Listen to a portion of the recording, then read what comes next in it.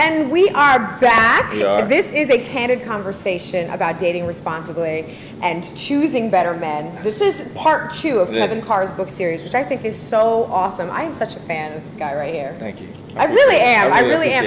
And let me give you some background. We're doing like 6 video segments because Kevin Carr's part 2 of his Date Responsibly series is coming out, and we want to highlight some of the greatest points of these books. And what I think is really cool is they're all digital. Yeah. Yep.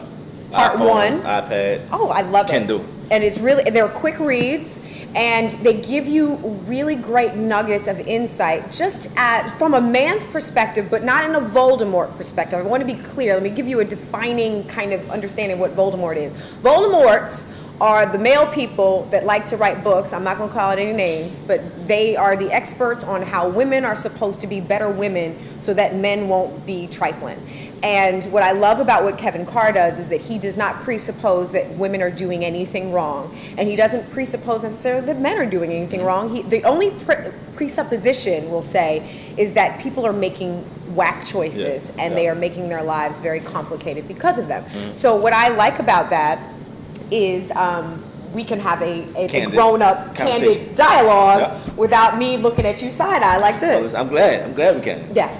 That would disturb me. That's why he picked me. Yeah, it is. I don't play no games.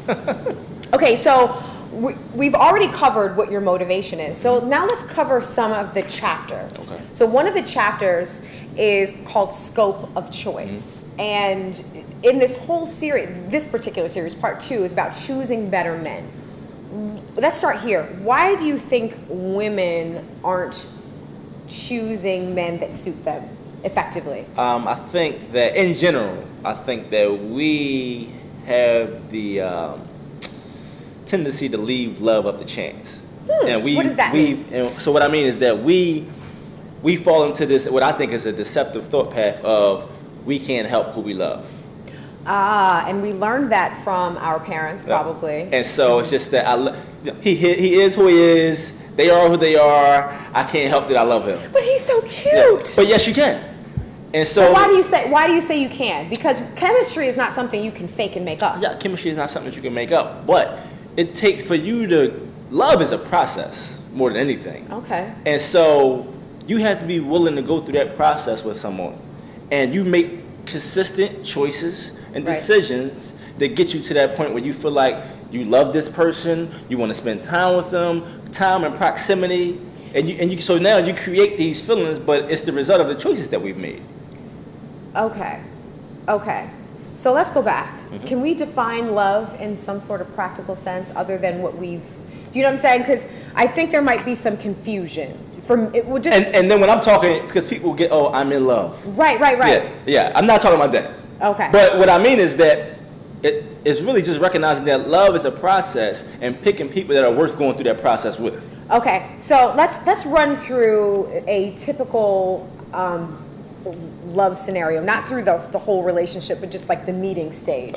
Okay, so I meet you, I'm attracted to you. Yep. But that's just attraction. That's chemistry. Yep. That's not love. And so from that moment forward, from the moment we meet, now we make consistent choices that either bring us closer to this person or pull us away. Right. So for me, maybe a deal breaker would be you came with your representative and I can't really believe anything that you say because you're talking about your watch. And so, but it's your choices that you make. Because people say, well, I can't help the way I feel. Well, it's just like me saying I can't help get burnt by the fire if I hurt my hand over the stove.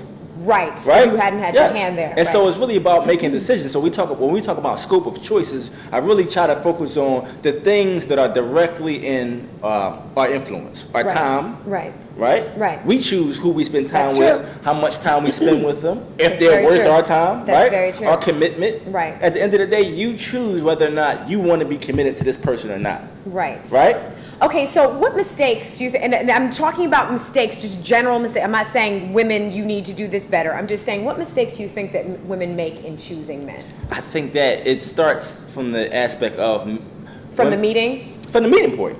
Like we talked about when we said being intentional from the very beginning, find out what makes us happy, what's important to us, all these things. So not knowing who we are and what we want already, we've already stepped into the phase of, well, I'm just going to throw this. And really, honestly, I feel like women, in a large part, aren't always aware of the power that they really have when it comes to relationships. Why do you say that? From the moment we meet, right?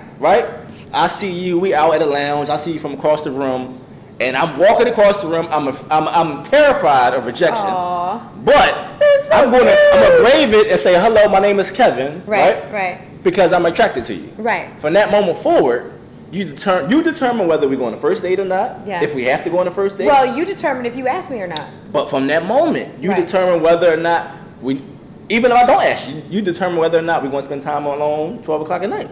You determine that. You determine whether or not my conversation warranted me getting your phone number. Right. You determine That's that. True. I want to commit to you, but we really are not in a committed relationship until you say, okay, we're in a committed relationship. You don't think that it's a mutual thing? I do think it's a mutual thing, but unless you're right, I'm pursuing you, right, and it's up to you to say, okay, your effort has warranted this, whether it's my time, my attention, my heart, or my body. No, we're in full agreement. And so I feel like, and especially when I was single, I felt like there were times where I felt like I don't want this to just say it. There were times I felt like women just say it aren't aware that it's their choice when they give me their body.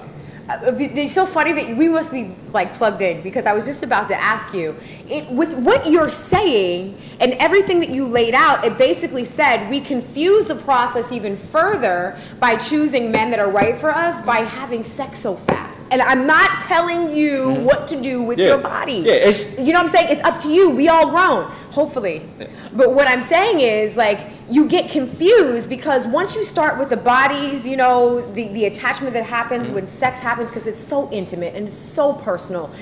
There's no way for you to really, men or women, I don't care who it is, there's no way for you to really be able to detach that and say, okay, well, I don't really want to deal with you anymore. And what I'll say, I'll close with this. I'll say that I feel like as a man, when it comes to your body, when it comes to your heart, when it comes to just your time and attention, as a woman, you have to determine what you require before you give it. Right. Because when you have sex, you're giving somebody your body. Absolutely. When you get to the point where you love somebody, you're giving or offering somebody your heart. And so you have to determine what effort is required from me before you give it to me. And it's not dinner and a movie. But that's something you have to determine when you're dating. Right. And so I'm a fan. I'm a fan. So I appreciate it. Listen, sure. We can go all night. So are you gonna close it out? Yeah, I gotta close it out because we can go. We don't want to take too much of your time, but so by now the book is out.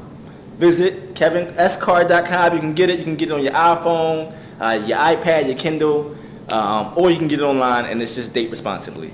You know I'm getting it. I love it. So the next time you see us, we'll be on part 3. We will.